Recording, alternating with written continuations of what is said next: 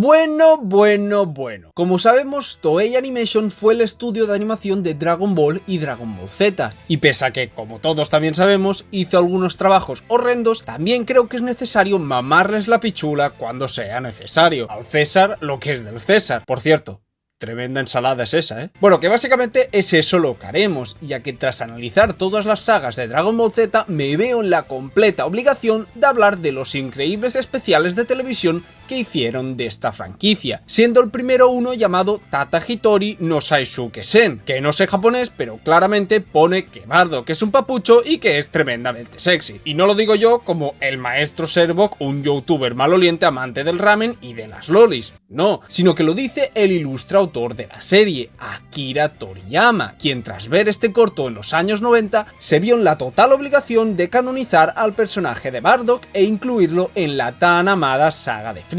Hasta estos niveles llegó este episodio, llegando a cambiar la obra original de Dragon Ball. Pero ¿por qué es tan bueno todo esto?, os preguntaréis. Pues para ser raso y corto, por todo, coño, por todo. Porque lo primero que vemos es a Goku, el inocente y de buen corazón protagonista de esta historia, siendo solamente un niño, que contrasta rápidamente con los orígenes de su raza, porque estos en ese mismo momento están acribillando un planeta sin compasión alguna, aniquilando a pueblos enteros en su forma Ozaru, sin ningún tipo de miramiento. Pero tras esos momentos de destrucción llegaría la calma para mostrarnos al grupo de Saiyans y por supuesto a Bardock, dándonos obviamente a entender con solo mirarlo pues que es el padre de Goku. Sin embargo, pese a tener básicamente la misma apariencia con un scouter y una cicatriz para hacerle malote, de igual manera creo que está muy bien caracterizado. Al contrario que su hijo, este tiene un rostro muy serio, una forma mucho más agresiva de hablar y, como hemos visto, una conducta de guerrero, dejándonos claro en pocos segundos que Bardock es un Saiyan puro de los pies a la cabeza, y más aún con sus diálogos, porque hace escasas horas había nacido su hijo, pero este rechaza el ir a verlo porque su poder de pelea es insignificante. Los Saiyans son una raza guerrera y por tanto el poder lo es todo. Para Bardock en este punto su hijo es una deshonra, y eso es algo que tenemos que tener todos claro. Pero el hecho que cambiaría el desarrollo de todo este episodio y, más importante aún, la vida de Bardock, sería que un sobreviviente de ese planeta que habían exterminado se levantaría y golpearía con su poder a Saiyan. Esta raza de extraterrestres tenían el poder de ver el futuro, y ahora le habían traspasado ese poder a Bardock, pero en vez de ser un poder como tal, sería más bien una maldición, porque al igual que su pueblo, toda su raza sería exterminada, y peor aún, él estaría condenado a ver ese futuro,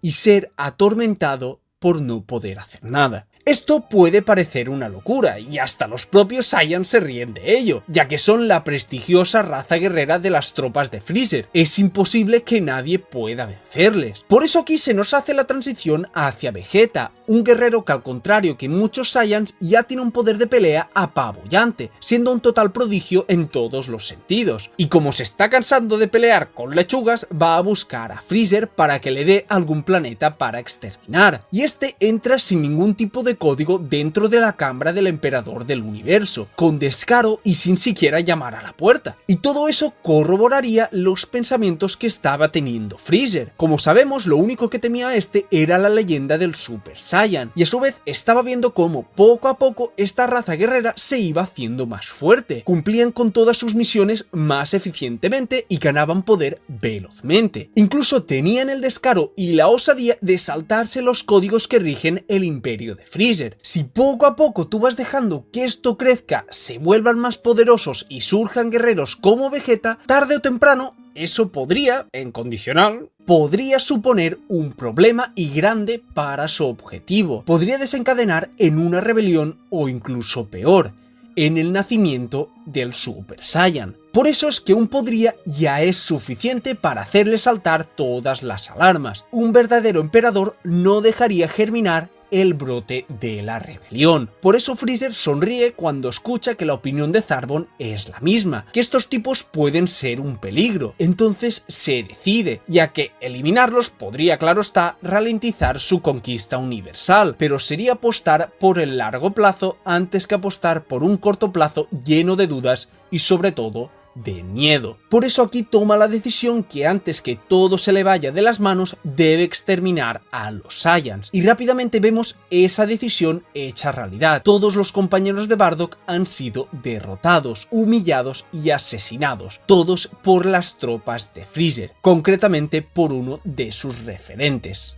Dodoria. Bardock, quien se estaba recuperando de sus heridas, sale de la máquina de recuperación con un sentimiento extraño, siendo despertado por el llanto de su hijo y a su vez viendo secuencias de sueños a priori sin ningún tipo de sentido. Y tras comprobar que su hijo sigue siendo un inútil, procede a ignorarlo y parte para hacer lo que mejor sabe hacer un Saiyan: pelear y conquistar planetas. Al llegar allí se nos muestra esto. Tras salir de su nave se ve un Bardock sonriendo, porque va a hacer eso para lo que está creado. Espera una fiesta de sangre y de muerte, que tanto aman los Saiyans. Pero a su vez se daría cuenta que el panorama que se le presentaba delante era muy distinto al que se esperaba, porque eran sus compañeros quienes estaban postrados en el suelo asesinados. Todos excepto su amigo Toma, quien le cuenta toda la verdad a este, que Freezer, pese a que los Saiyans habían estado sirviéndole sin rechistar ni una sola vez, ahora los iba a traicionar. Este le pide que por favor vuelva al planeta Vegeta y que consiga evitar la destrucción de su raza. Entonces aquí se da una escena espectacular. Como hemos mencionado, el rostro de Bardock es prácticamente siempre uno muy serio, y aquí este mantendría esa faceta, pero en el pañuelo de su amigo se manifestarían sus emociones. Viendo los cadáveres de sus camaradas Saiyans, vemos cómo a poco se va tiñendo de un rojo muy potente. Con la sangre de sus hermanos se coloca la cinta en su frente y está dispuesto a vengar a sus amigos y a evitar la destrucción de los Saiyans. Entonces Bardock arremete contra ellos en una de las pocas escenas de verdadera pelea de este corto, pero eso no quita que sea una genialmente coreografiada y magnífica. De un solo golpe asesina a uno de ellos. Rápidamente es capaz de coger a otro por la espalda y usarlo como carnada para ser eliminado por la energía de sus propios compañeros, y no contento con esto, consigue que de nuevo se dañen entre ellos y los elimina con una gran ráfaga de ki. Todo corto e intenso y con una crudeza y potencia en todos los golpes que se muestra claramente que era otra época sin ningún tipo de censura, quedando como el anillo al dedo para esta secuencia. ¡Qué bonita época!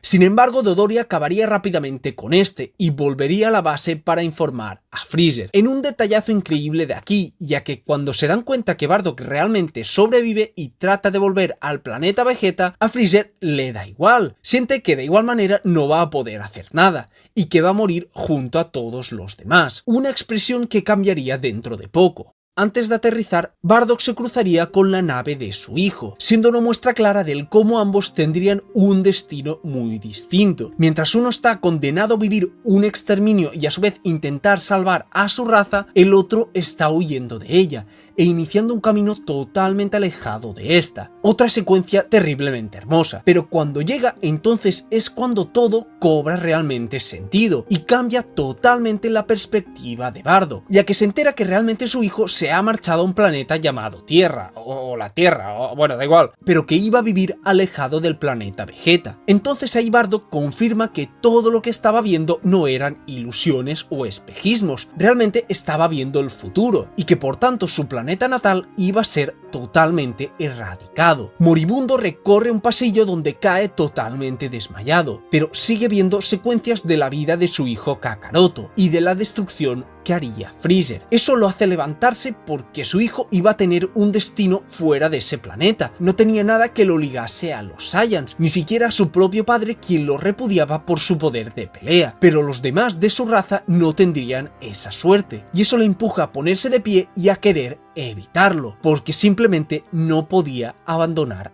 a su raza. Y es que de igual manera, cuando Bardock se lo cuenta todo a los suyos, estos básicamente se ríen de él, le dicen que está totalmente loco y que Freezer no haría algo así. Y no digo que no tenga sentido, pues porque por lo que hemos hablado, los Saiyans eran gran parte de su ejército, eran orgullosos y no creerían sus palabras, pero gracias a lo que sabemos de la mentalidad y el miedo de Freezer, sabemos que es totalmente cierto. Y pese a esto, pese a ser escupido por los de su raza, estar moribundo y a saber que el destino era su muerte, aún así Bardock, prácticamente sin fuerzas, despega del planeta con el objetivo de derrotar a Freezer. Pese a saber que su destino está totalmente marcado, no puede quedarse de brazos cruzados e intenta con todas sus fuerzas evitarlo. Para ello se da la segunda y última secuencia de combate de este episodio, Bardock contra todo el ejército de Freezer, donde vemos que este ignora a todos y cada uno de ellos, quitándoselos de encima y liberando toda su furia interior, habiendo decenas y decenas de estos intentando sujetarlo a la vez, pero sencillamente su voluntad para pelear era demasiado grande, pidiendo a gritos que salga el emperador, que salga Freezer, quien lo estaba viendo todo desde el interior de su nave, y le pide a Zarbon que abra la escotilla, dándose una escena increíble, ya que Zarbon, totalmente sorprendido, le dice que aún están sus tropas ahí fuera, pero es que Freezer, sin siquiera armar una palabra, ni girarse, ni absolutamente nada, solo con su silencio ya impone de una manera brutal, y más cuando se nos permite ver su rostro en ese momento. Freezer está viendo a ese Saiyan deshacerse de su ejército como si fueran simples hormigas, y su gesto está lleno de ira, pero también de miedo. Está aterrado de que ese sea el Saiyan de las leyendas, y eso se muestra cuando sale de la nave. Mantiene un rostro serio porque no puede mostrarse a los demás con esa cara que escondió anteriormente. Tiene que mostrarse frío como el emperador que es, y esto se demuestra cuando Bardock le lanza su ataque con todo su poder. Cuando ve que su poder no es comparable al suyo, es cuando sonríe y procede a armar una gran bola de ki, con el poder suficiente para destruir ese planeta.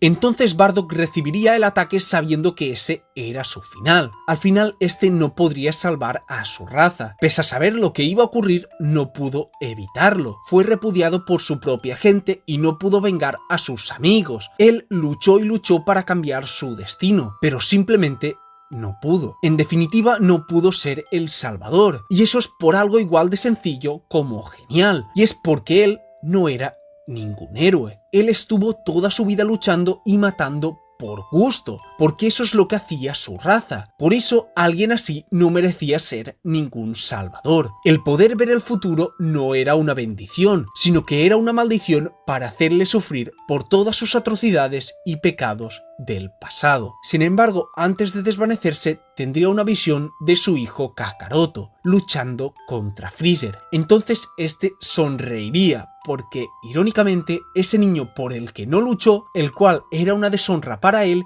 y que básicamente no le importaba, acabaría siendo su legado, y quien se convertiría en el vengador de su raza. Y pese a que a esto podría acabar aquí, Toei culminaría todo este episodio de una manera perfecta. Acabaría con Kakaroto llegando a la Tierra, ajeno a todo el conflicto y recorriendo un camino totalmente alejado de su raza, viviendo como un humano y siendo renombrado como Goku, alguien que, pese a renunciar a todos sus orígenes, al final se cruzaría con Freezer debido a su destino, un destino que dictaminaba que se iba a convertir en el Super Saiyan legendario, que debía vengar a toda su raza y por supuesto vengar al único guerrero que le plantó cara al emperador del universo y al mismísimo destino, el Saiyan llamado Bardock.